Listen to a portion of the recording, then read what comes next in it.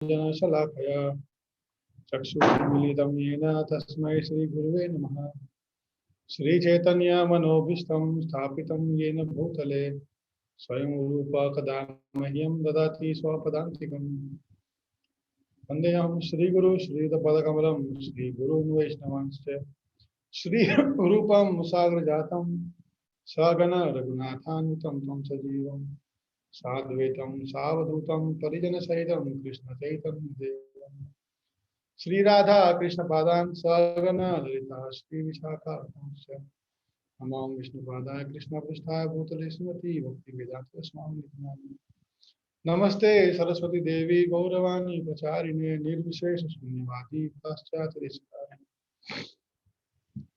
जय श्री कृष्ण चैतन्य प्रभु नित्यानंद श्री अद्वैत गदाधर श्रीवासादि गौर भक्तवृंद हरे कृष्णा कृष्ण कृष्ण हरे हरे हरे राम राम राम हरे हरे।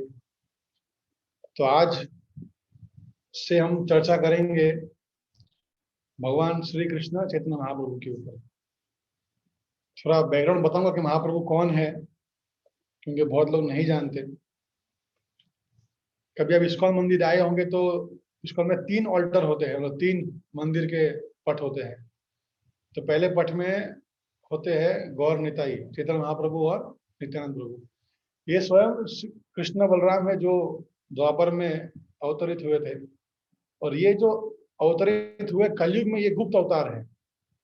ऐसे 10 अवतार के अंदर कल की अवतार आता है कलयुग के अंदर, लेकिन कलयुग में ये गुप्त अवतार भगवान स्वयं प्रकट हुए। जो कृष्ण है वो ही महाप्रभु बन के आए आज से 530 या 40 साल पहले। और इनका आविर्भाव नवद्वीप में हुआ। नवद्वीप बंगाल में एक स्थान है, एक क्षेत्र है नवद्वीप मंडल। जैसे ब्रज मंडल है वैसे ही नवद्वीप मंडल है। तो वहां पर भगवान आविर्भूत हुए। उनकी जो तिथि थी वो थी फाल्गुन पूर्णिमा। फाल्गुन पूर्णिमा आज से 7 दिन बाद आने वाली है 28 मार्च को। और शाम के समय, मतलब संध्या के समय, मतलब जो संध्या होती, संध्या माने रात्रि नहीं, संध्या माने संधि का समय।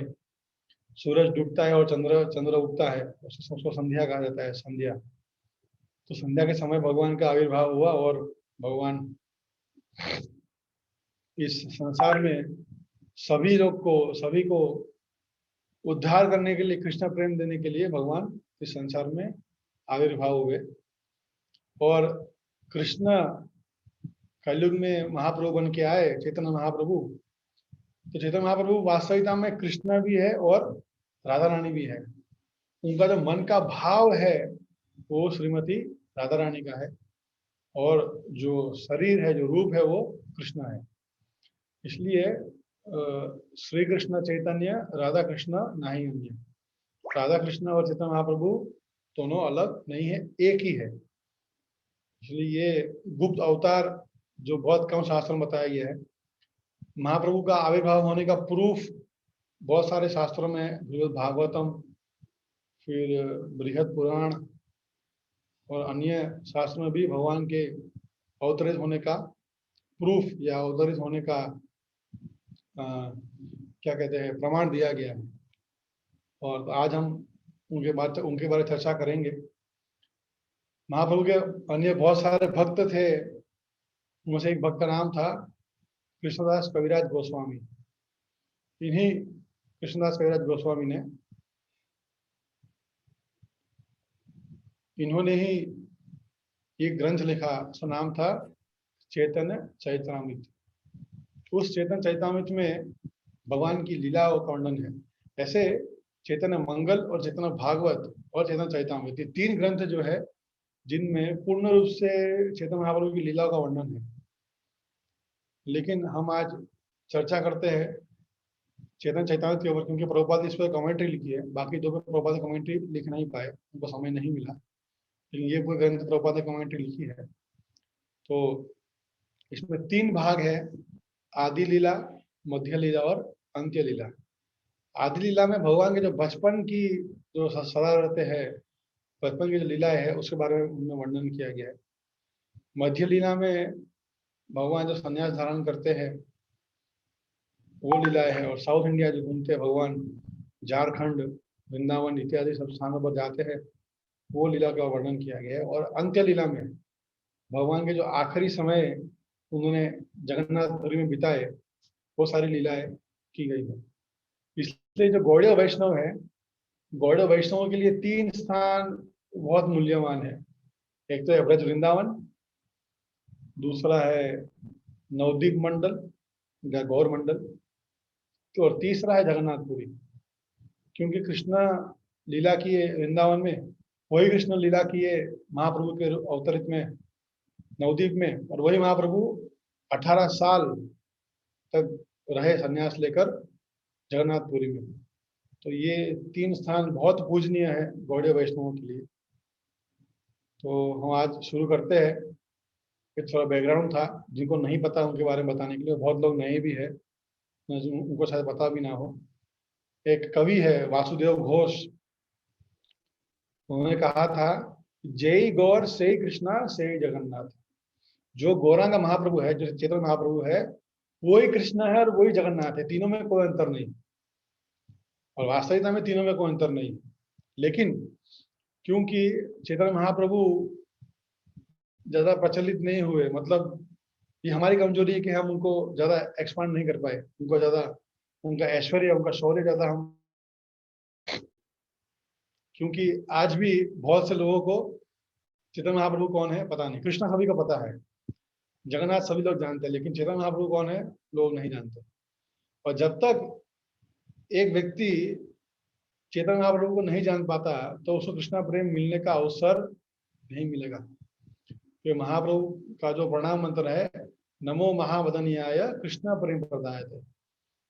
महावदनीय अवतार, महावदनीय मतलब दयालु में भी अति दयालु, मतलब इससे एक्सट्रीम दयालु संसार में और कोई नहीं हो सकता। इसलिए नमो महावदनीयाय, महावदनीय अवतार कृष्णा प्रेम प्रदायते। कृष्ण का प्रेम देने वाले कौन है? श्री चैतन्य महाप्रभु, ना जगन्नाथ ना कृष्ण और कोई नहीं। कृष्ण का प्रेम देने वाले हैं स्वयं चैतन्य महाप्रभु। इसलिए जो महाप्रभु को नहीं जान पाता, जो उनको नहीं समझ पाता, उसके लिए कृष्ण प्रेम प्राप्त करना बहुत ही कठिन है या असंभव है। तो आज हम चर्चा करते हैं। मैंने यहाँ पर स्क्रीन शेयर ऑलरेडी कर दिया है, आप लोग देख सकते हैं। ये हम पाठ कर रहे हैं Shri Chaitanya Charitamrita Adi Lila chapter number 3, chapter number 13, the advent of Lord Shri Chaitanya Mahaprabhu. मतलब जब महाप्रभु अवतरित हुए उस समय से ये घटना शुरू होती है।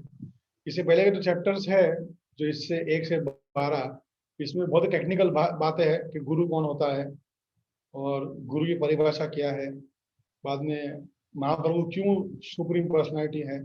ये सब जो चैप्टर्स है वो टेक्निकल लैंग्वेज, सब टेक्निकल क्लासेस है। इसमें लीलाएं थोड़ी कम है, लेकिन टेक्निकल ज्यादा है। अब उसको हम स्किप नहीं कर रहे, क्योंकि हमारे पास समय नहीं है, इसलिए हम कुछ ज्यादा कर नहीं पाएंगे। तो मैं ये शुरू करता हूँ टेक्स्ट नंबर 1 से। सप्रसिद्धा तो चैतन्य देव यस्य प्रसादता तल्लीलावर्ण्य योग्य सद्य स्याधमो अपि यम्। अब ये कौन प्रार्थना कर रहा है? जो इस ग्रंथ के लेखक रचयिता कृष्णदास कविराज गोस्वामी ये प्रार्थना कर रहे हैं कि महाप्रभु की कृपा से मैं इतना पतित व्यक्ति हूं कि मैं मात्र महाप्रभु की कृपा से ही इस ग्रंथ को मैं लिख पा रहा हूँ। एक्चुअली हम देखते हैं कि भगवान जब लीला करते हैं, भगवान जब कार्य करते हैं, तो वो अपने भक्तों को, अपने शिष्यों को एम्पावर करते हैं, वो शक्ति देते हैं उसको कार्य करने की। जैसे अर्जुन को शक्ति दी महाभारत का युद्ध में लड़ने की, लेकिन जब युद्ध खत्म हुआ तो शक्ति भगवान ने वापिस ले भी ली। तो भगवान एम्पावर करते हैं हम सभी को, और खास करके जो उनके शुद्ध भक्त होते हैं उनका भगवान एम्पावर करते हैं, और इसलिए भगवान उनको एम्पावर किया है। हम कभी भी भागवतम पढ़ते हैं तो बोलते हैं ओम नमो भगवते वासुदेवाय, लेकिन जब हम चेतन से चैतन्य पढ़ते हैं तब हम बोलते हैं जय जय श्री कृष्ण चैतन्य गौराचंद्र जय अद्वैत चंद्र जय नित्यानंद। ये एक मंत्र है जिसको बोला जाता है, और ये भी है जय जय श्री चैतन्य जय नित्यानंद जय अद्वैत चंद्र जय गौर भक्त विंद। ये ऐसे अन्य बहुत सारे प्रकार के श्लोक दिखेंगे हमको, जब आप पूरा खुद पढ़ेंगे चैतन्य चैतामृत को तो ऐसे बहुत सारे प्रकार से गुणगान करते हैं। ये गुणगान मोस्टली 3 लोग करते हैं, अद्वैत आचार्य, नित्यानंद प्रभु और गौरचंद्र, और उनके जो भक्त हैं उनका गुणगान करते हैं। हमने ये ग्रंथ पढ़ा था, उसका नाम था हरिनाम चिंतामणि। उसमें भी अलग तरीके से भगवान को संबोधित करते थे। वैसे ही भक्त के भाव से अलग अलग स्टाइल से उनको प्रणाम करते हैं, उनका आह्वान करते हैं वास्तविकता में। यहाँ बता रहे हैं, जय जय श्री कृष्ण चैतन्य गौरचंद्र, जय अद्वैत चंद्र, जय नित्यानंद। अद्वैत चंद्र, गौर चंद्र और नित्यानंद, तीनों को प्रणाम कर रहे हैं, उनकी गुणगान कर रहे हैं। अब बता रहे हैं, जय जय गदाधर, जय श्रीनिवास, जय मुकुंद वासुदेव, जय हरिदास। ये सब कौन है? भगवान के पार्षद है। जय जय गदाधर, जय श्रीनिवास। गदाधर पंडित कौन है? वो स्वयं राधा रानी है। और श्रीनिवास आचार्य कौन है? वो उनका नाम है नारद मुनि। नारद मुनि जो थे वो उनके साथ पार्षद बन के आए थे, उनका नाम था श्रीनिवास आचार्य। और मुकुंद दत्त और वासुदेव घोष और हरिदास ठाकुर, ये तीन को भी प्रणाम किया जा रहा है। जय दामोदर स्वरूप, जय मुरारी गुप्ता, हे सब चंद्रोदय तम कैल लुप्ता। जय दामोदर स्वरूप दामोदर और मुरारी गुप्ता को भी प्रणाम कर रहे हैं और बता रहे हैं ये सब चंद्रोदय के समान है, चंद्र के समान है। और तमा, तमा का मतलब है जो कालापन है, जो डार्कनेस, उसको लुप्त कर लेते हैं। इन सभी की कृपा से हमारे जीवन का जो कालापन है, हमारे जीवन का जो तमा है, जो अज्ञान है, वो दूर हो जाएगा। इसमें ऐसा बता रहे हैं। बाद में बता रहे हैं, जय श्री चैतन्य चंद्र भक्त चंद्रगण, सबार प्रेम ज्योत्स्नाय उज्ज्वल त्रिभुवन। अब जो भगवान के भक्त है, मतलब जो भक्त थे, है और भक्त आगे भी आना, उन सभी को जय जयकार हो रहा है। और इन सभी की कृपा से सबार प्रेम ज्योत्स्ना उज्ज्वल त्रिभुवन, ये सभी की कृपा से जो त्रिभुवन है, जो 14 लोग, जो 3 भुवन है, वो सारे के त्रिभुवन जो है वो उज्ज्वल हो रहा है, उसमें प्रकाशित हो रहा है। क्या प्रकाशित हो रहा है? भगवान के हरिनाम का प्रेम प्रकाशित हो रहा है। और यहाँ पर प्रभुपाद जी एक श्लोक उदाहरण कर रहे हैं, कृष्ण होय सूर्य सम माया होय अंधकार, यहाँ होय कृष्ण तहा माया अधिकार।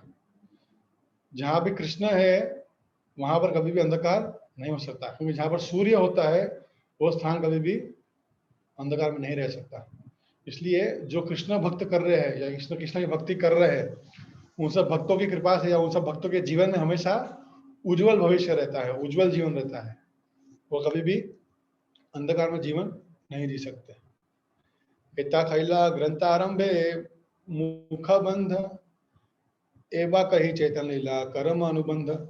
अब यहाँ से मैं चैतन्य चैतामृत का उल्लेख शुरू कर रहा हूँ। जो भगवान की जो लीलाएं है उसको मैं अभी सेट कर रहा हूँ, एक के बाद एक भगवान कैसे लीला करने वाले हैं, कहाँ जाएंगे, क्या करने वाले, सब प्रीफेस। जैसे कि हम मूवी देखते हैं तो मूवी के पहले एक पीछे व्यक्ति बोलता रहता है कुछ ना कुछ, पूरा बैकग्राउंड सेट करता है। वैसे भी यहाँ पर कृष्णनाथ कैलाश गोस्वामी पूरा बैकग्राउंड सेट कर रहे हैं। प्रथमेता सूत्र रूपे करिया गणन, पंचतः विस्तारी करीबा विवरण। अभी मैं भगवान का जो लीला होने वाली है उसको मैं आपको धीरे धीरे बता रहा हूँ, भगवान कैसे लीला करेंगे। श्री कृष्ण चैतन्य नवदीप अवतरी अत 48 वत्सर प्रकट विहारी। क्या बता रहे हैं? श्री कृष्ण चैतन्य नवदीप अवतरी, नवदीप धाम में, नवदीप में भगवान अवतरित होने वाला है। और यहाँ बता रहे 48, 8 माने 8 होता है बंगाली में, 8 और 40 माने 40, 48 माने 48 ईयर्स। भगवान ने इस संसार में 48 वर्ष तक अपनी लीला प्रारंभ की। और बाद में बता रहे हैं 1407 साके जन्मेर प्रमाण, 1405 हैला अंतर्धान। 14 मतलब 1407 जो एरा था, 1407 का एरा था, उस समय भगवान अवतरित हुए। और 1455 का जो एरा था उस समय भगवान ने वापस संसार को छोड़ के डिसअपियर हो गए। अब 2400 वत्सर प्रभु कैला गृहवास, निरंतर कैला कृष्ण कीर्तन विलास। अब 48 में से भगवान 24 साल तक घर पे रहे और जो हरिनाम कीर्तन है उसका प्रचार किया भगवान ने बचपन से ही। 24 वत्सर से करिया संन्यास, आर 24 वत्सर कैला नीलाचल वास। अब भगवान ने 24 साल खत्म होने के बाद जो नेक्स्ट 24 ईयर्स है, उस भगवान ने संन्यास ले लिया। और संन्यास के बाद में क्या किया, आर 24 वत्सर कैला नीलाचल वास। नीलाचल कहाँ है, नीलाचल माने जगन्नाथपुरी, नीलाचल धाम या नीलाचल पर्वत पे वो स्थान स्थित है, इसलिए उसको नीलाचल भी कहा जाता है, नीलाचल पर्वत भी कहा जाता है, या नीलाचल धाम भी कहा जाता है। और वहाँ भगवान ने 24 साल तक अपनी लीलाएं की। तार मध्य छाया वत्सर गमनागमन, कभू दक्षिणा कभू गौड़ कभू वृंदावन। अब उसमें से जो तार मध्य छाया वत्सर 6 साल, वो जो नेक्स्ट 24 ईयर्स उसमें 6 साल भगवान भ्रमण करते रहे। कभू दक्षिण साउथ इंडिया, कभू गौड़ और कभी वृंदावन। कभी गौड़ देश में घूमते रहे, तो कभी वृंदावन में, तो कभी दक्षिण देश में। 2 देश है, राढ़ देश और गौड़ देश। गौड़ देश का मतलब है जहां से गंगा प्रवाहित होती है, जिस स्थान से भी गंगा निकलती है उसको गौड़ देश कहा जाता है। और बंगाल जो है, पूरा बंगाल बांग्लादेश पूरा मिलाकर गंगा माता वहां से अलग अलग स्थानों से प्रभावित होती है, अलग अलग नाम से प्रभावित होती है। झालंगनी गंगा या अलकनंदा, अलग अलग नाम है उनके। और जो जहां पर गंगा नहीं होती उसको बोलते हैं राढ़ देश। तो जो नित्यानंद प्रभु है वो जहाँ जन्म लिए उनका नाम है राढ़ देश, और ये जो है गौड़ देश। इसलिए एक्चुअली हम बंगाली नहीं है, हम गौड़िया है, क्योंकि हमारा स्थान है जहाँ पर भगवान अवतरित हुए हैं, बंगाल देश, जहाँ पर गंगा प्रवाहित होती है, सो उसको गौड़ देश कहा जाता है। आज उसको बोलते हैं पश्चिम बंगाल और उत्तरी बंगाल, लेकिन वास्तविकता में वो गौड़ देश है। फिर 18 वत्सर रहिला नीलाचले, कृष्णा प्रेम नाम अमृते बासला सकले। अब 18 साल भगवान रहे जगन्नाथपुरी में, 6 साल घूमते रहे, बहुत सारे लोगों को भक्त बनाते रहे, गांव गांव के भक्त बनाते रहे। अब बाद में आखिरी के 18 साल महाप्रभु जगन्नाथपुरी छोड़कर कभी कहीं पर भी नहीं गए। गारे हस्त्ये प्रभुर लीला आदि लीलाख्यान, मध्य अंत्य लीला शेष लीलारू दुई नाम।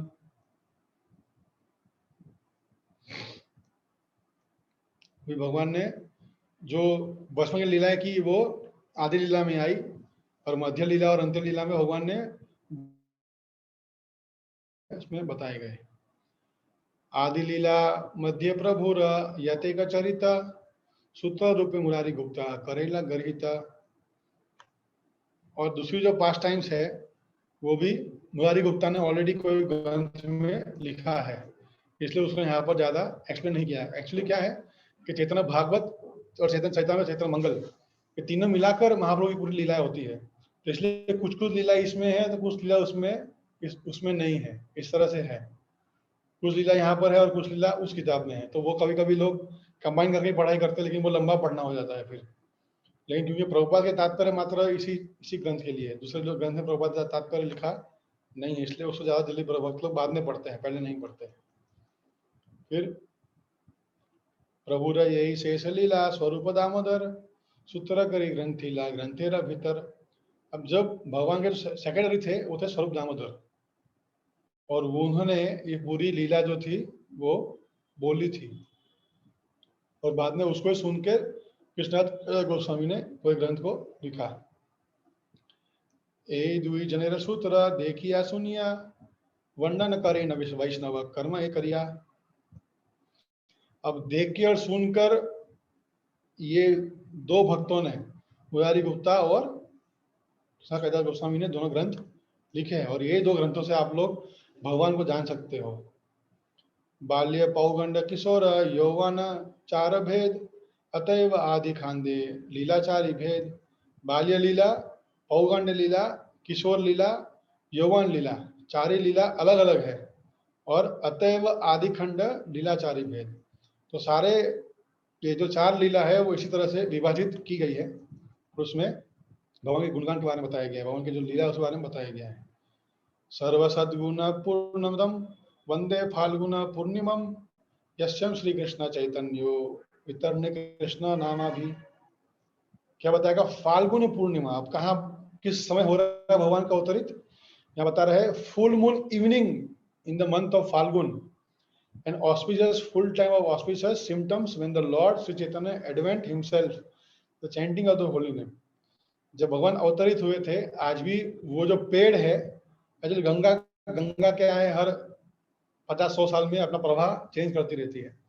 तो आज जो भगवान का स्थान है जहाँ पर भगवान अवतरित हुए थे, वो पेड़, नीम का पेड़ आज भी वहां पर है और भगवान उसी पेड़ पे अवतरित हुए थे। और जिस समय भगवान अवतरित हुए थे उस समय चंद्र ग्रहण था। और जब भी ग्रहण होता है, हमारे वेद शास्त्रों के अनुसार जब ग्रहण होता है तब लोग मंत्रोच्चारण करते हैं। वो समय बहुत ही कहा जाता है, बहुत ही ऑस्पिशियस कहा जाता है, ऑस्पिशियस, इसलिए उस समय अन्य मंत्र का उच्चारण होता है। तो जब भगवान आ रहे थे तो ऑलरेडी वहां पर सारे वैष्णव भक्त लोग वहां उस गंगा में स्नान कर रहे थे और उसी समय सभी लोग हरे कृष्ण महामंत्र का उच्चारण कर रहे थे और उसी समय भगवान का अवतरित हुआ। तो मतलब भगवान बाद में आए, पहले ऑलरेडी उनका नाम आ चुका था। भगवान के आने के पहले ही हरे कृष्ण महामंत्र संसार में विद्यमान हो चुका था, है ना। तो ये कितना सौभाग्य है, भगवान आने के पहले नाम आ गया सभी भक्तों के मुख से। और उस समय इतना इतना वो क्या बोलते हैं, वो कोलाहल, ध्वनि इतनी तेज थी कि वो ब्रह्मांड में वो सुना रही थी। और सारे वैष्णव, सारे भक्त, सारे साधु लोग गंगा में स्नान करते करते इस मंत्र का उच्चारण कर रहे थे। भगवान वहां पर अवतरित हुए। कभी आप जाएंगे नवद्वीप तो वो स्थान देखने मिलेगा आप लोगों को। बहुत लोग यात्रा में गए थे लास्ट ईयर, उनको देखने मिला था। वो याद है कि नहीं पता नहीं, लेकिन फाल्गुन पूर्णिमा के दिन भगवान शाम के time, evening, full moon evening in the month of Phalgun, भगवान यहाँ पर अवतरित हुए। फाल्गुन पूर्णिमा संध्या या प्रभुर जन्मोदय सही काले देव योगे चंद्र ग्रहण है। अब क्या बताया? फाल्गुन पूर्णिमा संध्या, संध्या के समय, संध्या माने जब सूर्य और चंद्र का मिलाप होता है, उसको बोलते हैं इवनिंग संध्या। दोपहर का भी संध्या होता है और सुबह का भी संध्या होता है, 3 संध्या दिन में आती है। तो यहाँ बता रहे संध्या के समय भगवान का जन्मोदय हुआ और उस समय चंद्र ग्रहण भी था।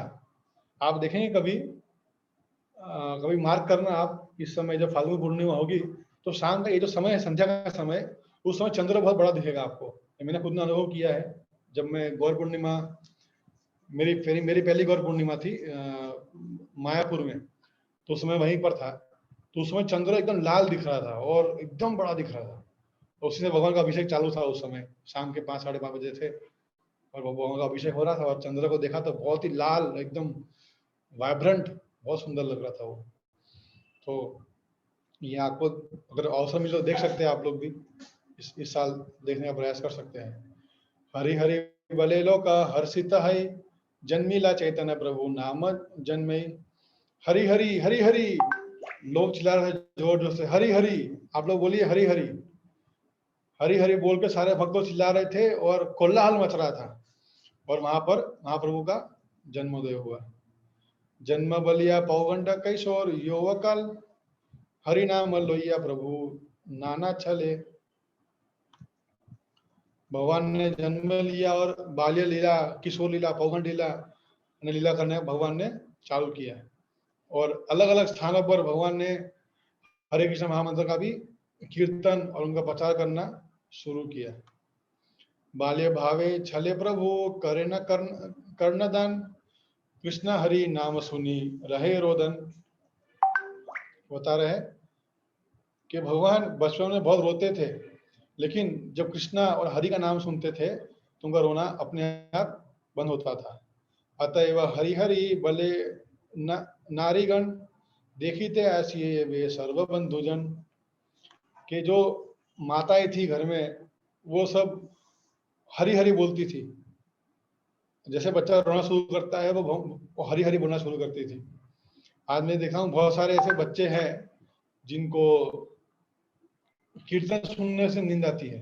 छोटे बच्चे, 6 महीने के, 8 महीने के, 3 महीने के। तो ये बहुत भाग्यशाली है ऐसे बच्चे पैदा होते हैं। तो कभी कभी तो इतने बड़े होने के बाद भी उनका भगवान नाम लेने में इच्छा नहीं होता। बुद्धि आ जाती है लोगों के दिमाग में, लेकिन वो लोग भगवान नाम लेने के लिए इंटरेस्ट नहीं होते।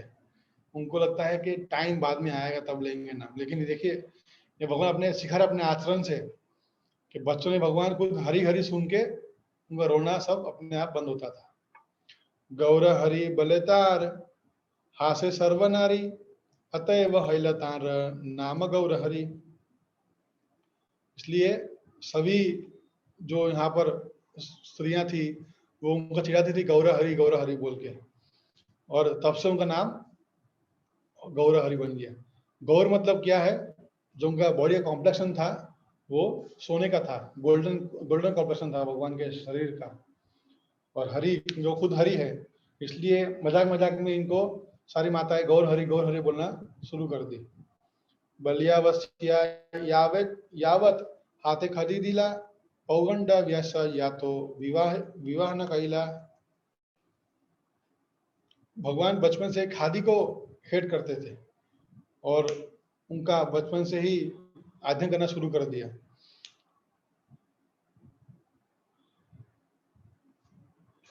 और ये जो उम्र है जब तक वो शादी नहीं हुई तब तक उनका ये पौगंड लीला,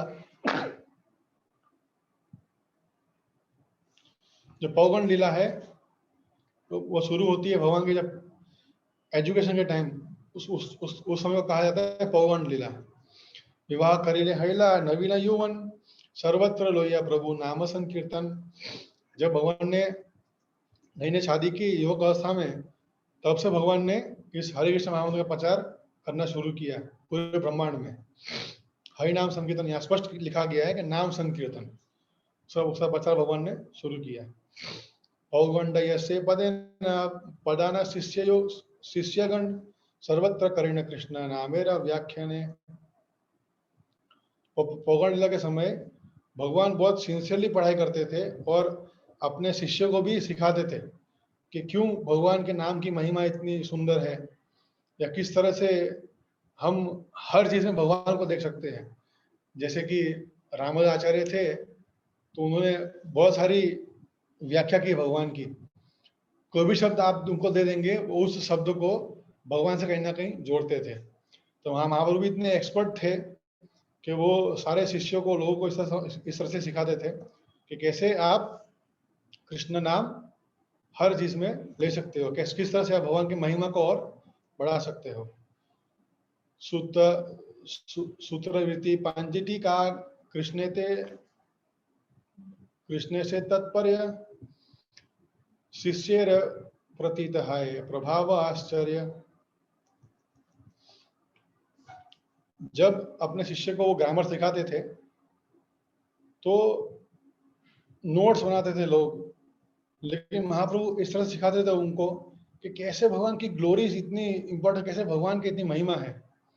और ये सब सुन के उतने भक्त उनके जो शिष्य थे वो भी आसानी से वो सीख जाते थे। एक बार कि जब महाप्रभु जगन्नाथपुरी में थे तो किसी भक्त ने उनके लिए जगन्नाथ का महाप्रसाद लाया, और उस दिन थी एकादशी। तो जो वैष्णव है एक्चुअली एकादशी करते हैं, लेकिन जो जगन्नाथपुरी है वहां पर एकादशी माता को बांध दिया गया है, इसलिए वहां पर के लोग एकादशी नहीं करते। लेकिन महाप्रभु क्योंकि वैष्णव थे, बंगाल से थे, इसलिए वो कभी भी एकादशी तोड़ते नहीं थे। तो महाप्रभु ने महाप्रसाद को हाथ में लिया और उन्होंने उनके गुणगान बोलना शुरू किए। जो महाप्रसाद है भगवान का उसे व्याख्या करना शुरू किया, और व्याख्या करते करते करते जो व्रत का समय था वो खत्म हो गया। सोचे कितना व्याख्या किया होगा। हमको तो कोई दे दे महाप्रसाद, गाजर का हलवा दे दे भर के, तो हम ज्यादा नहीं खा पाएंगे, कि महाप्रभु उसका व्याख्या करते करते ही पूरा दिन निकाल दिए। और अगले दिन जब उपवास खुलना था तब महाप्रभु ने उपवास से भगवान के प्रसाद से उनका उपवास खोला।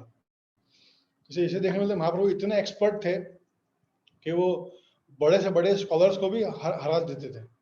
लोग उनसे भागते थे दूर। कश्मीरी पंडित करके भी बहुत सारे ऐसे अन्य व्यक्ति आते थे, उनका चैलेंज करते थे। जब महाप्रभु साउथ इंडिया की यात्रा में गए तो वहां पर भी वो लोगों को चैलेंज करते थे कि विष्णु बड़े हैं कि कृष्ण बड़े हैं, और यही चैलेंज लेकर वो श्री संप्रदाय के बहुत बड़े अधिकारियों को हरा देते थे।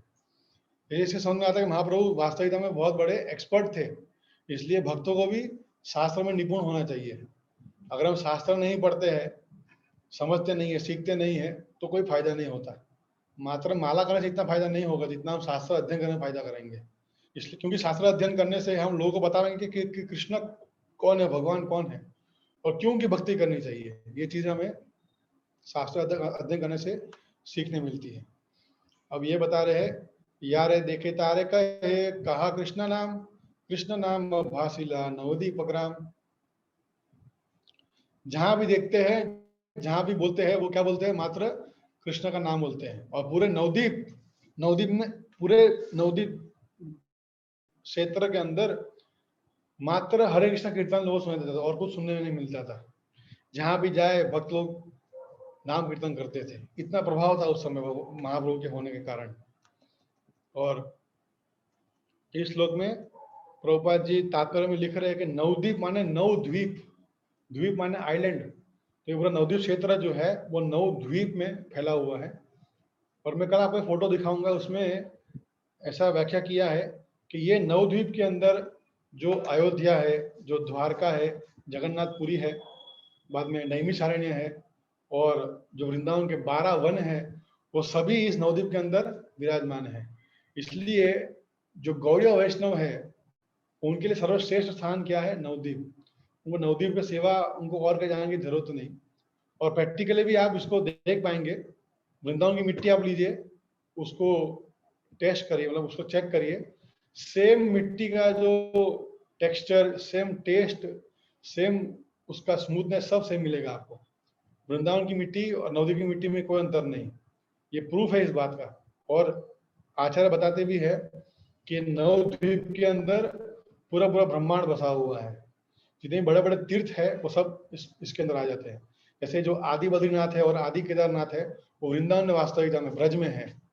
ब्रज के अंदर एक स्थान है काम्य वन, 12 वन के एक वन आता है काम्य वन।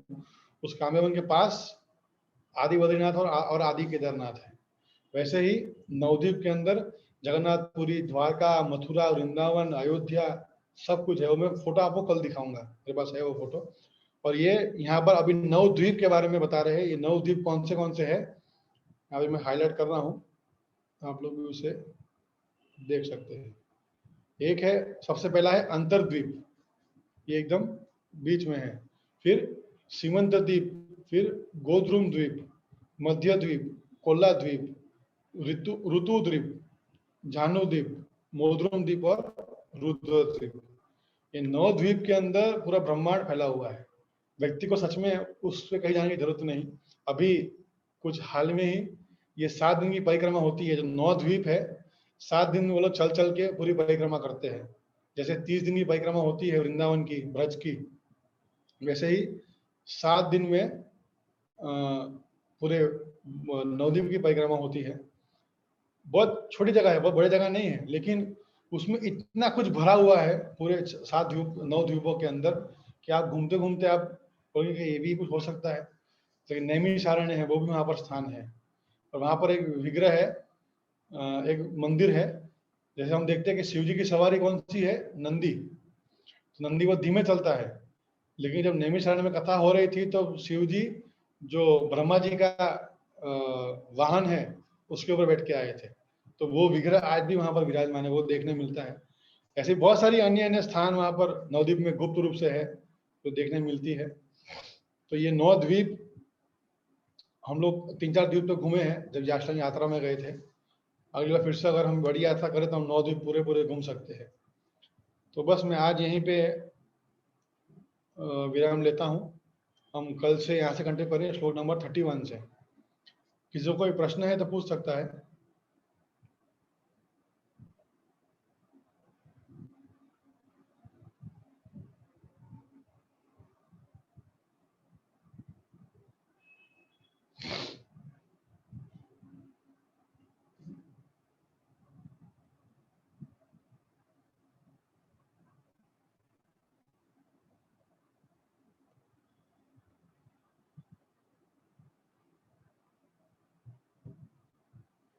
ठीक है। जगत गुरु श्रील प्रभुपाद की, श्री चैतन्य चरितामृत की जय।